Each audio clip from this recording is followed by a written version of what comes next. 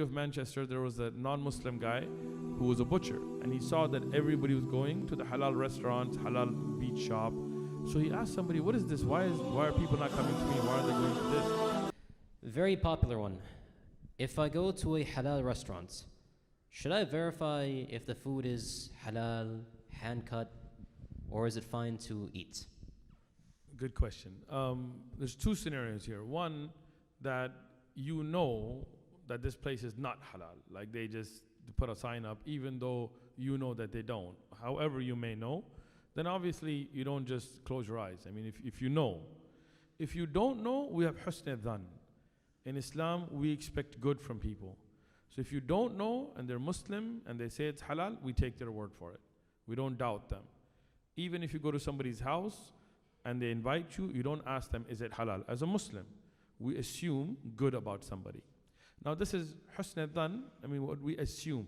Now yaqeen la yuzulu bishak, yani what you know for sure as a usul in fiqh is that it is not undone by doubt. So if you know for sure, like for example, I'll give you an example. In the UK, there was a time when Islam was kind of growing. Now alhamdulillah it's quite grown. And everybody started eating halal. And in the city of Manchester, there was a non-Muslim guy who was a butcher, and he saw that everybody was going to the halal restaurant, halal beach shop. So he asked somebody, "What is this? Why are people not coming to me? Why are they going to this?" So he said, "Because they eat halal." Even non-Muslims, they saw the health benefits, so they were eating halal. So this guy, what he did, he just wrote halal on everything. He didn't even know what halal was. So he had a thing, big sign, it said sale halal pork chops. So obviously, you're not going to be like, "Well, it said halal," right? So that's one extreme, right? And this was a real case, by the way. Of course, when he was educated and told, he took it down. On the other hand, if you know, some places certified, they have a certification hanging, and they tell you it's halal, you don't tell them, "Brother, I want to go check the back. Did you do the miswak for the chicken first? Right? Did you see it for 3 days?" Like, come on, bro. Like, do you think we have nothing better to do than look at chicken 3 days, right? So this is where the other extreme goes, right? Islam is in the wasat. If you know for sure that they're not selling halal, they just put a sign, then don't be fooled by it. But if you don't know and they're Muslim and they're telling you, take their word for it, husn dhan. Barakallahu feek. We have the next question, inshallah, for Sheikh Kareem. This brother is asking a question about insurance. Give me 1 second, it went to the bottom. Okay. The brother is asking, can a Muslim living in the US take a life insurance policy while alive as a form of legal wasiyah if the government will take the deceased wealth without it? Take the deceased what?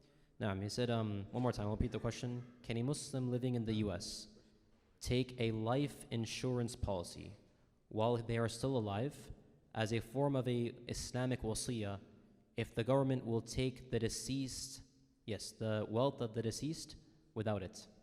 That's what we have. I'm not sure the government can do that.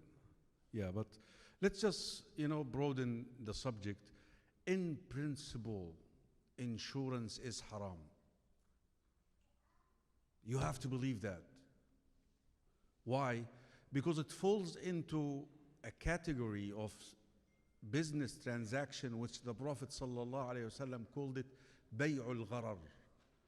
نهى رسول الله الحديث في البخاري نهى رسول الله صلى الله عليه وآله وصحبه وسلم عن بيع الغرر. What's بيع الغرر? الجهالة. The commodity is not identified and the price is not identified. I'll give you a scenario. Someone who has been paying insurance, car insurance, and I'm going to come to the car insurance, but you have to take it. I mean, it's, out of necessity here.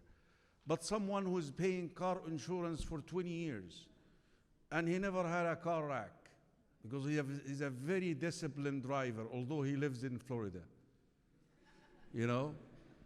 But he's very disciplined, right? In the morning, we seen some guy passing in the morning, right? This morning, some guy was crossing the red light is in front of everybody. He's like, I said, sorry, okay. What did he get? How much is he paying? Let's say he's paying $200 a month. $200 times 20 years. He's been paying it. How much did he get back? Okay, someone goes and buys a Corvette. Is that the most expensive car now or what? Or Lexus, there's more? We got like Okay, you Bugatti can shit. get Corvette and Lamborghini. And he goes and he pays the first month insurance and he goes and he total it. He's going to get the entire what? This is haram in Islam.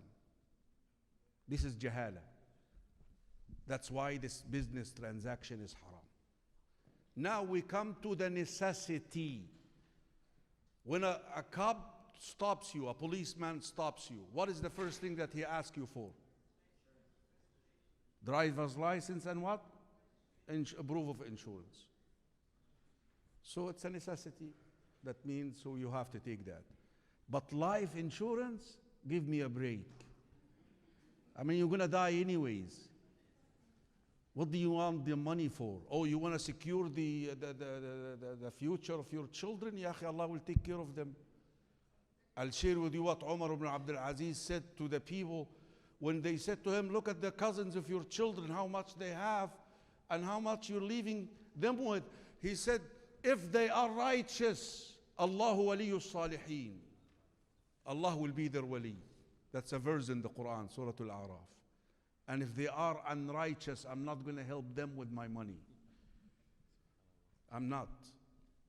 It's not your responsibility that your children should have from haram. You go and have a life insurance, you're going to be troubled for in the grave and on the day of judgment, which is haram transaction, haram earning. By the way, it's halal for your children, if you're wondering. But you're the sinner here, not them. Because for them it's inheritance. It's inheritance. Come on.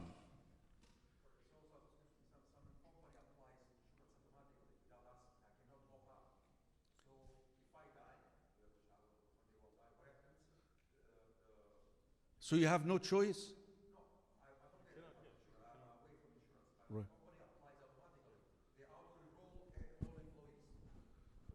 That's fine as long as you don't have. Khalas. I mean, but you're not like.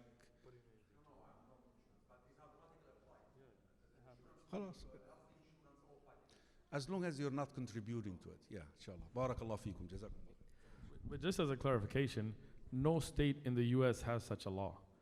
Any state in the U.S., you can write a will. It has nothing to do with life insurance. The government will not take your assets. You can write a estate. I mean, you can write a living trust. You can do all of that legally. And every Muslim should have a will. This is from the Sunnah, right? And so just to be clear about the questioner as well, that premise does not exist. In every state, you can have an Islamic will, and the government will not take your wealth and has nothing to do with life insurance.